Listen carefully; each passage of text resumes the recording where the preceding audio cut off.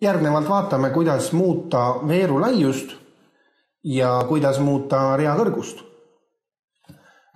Jällegi oluline on see, et kursor peab vilkuma just selles reas või selles veerus, kus te soovite muudatust viia. Ja üks võimalus on siis selline, et me kasutame menüüd, milleks on tabeli menüü ja siin on valik automaatsobitus, kus saab määrata veeru laiust ja rea kõrgust.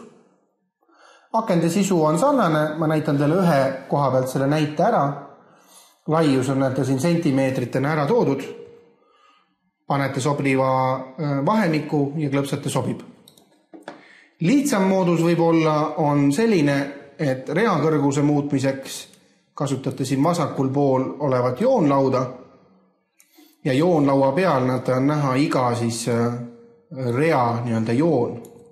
Ja nüüd, kui te liigute selle rea joone peale, muutub hiire kursor 2 peaga nooleks ja nüüd hiire vasakut klahvi all hoides on võimalik seda rea kõrgust siis lohistada.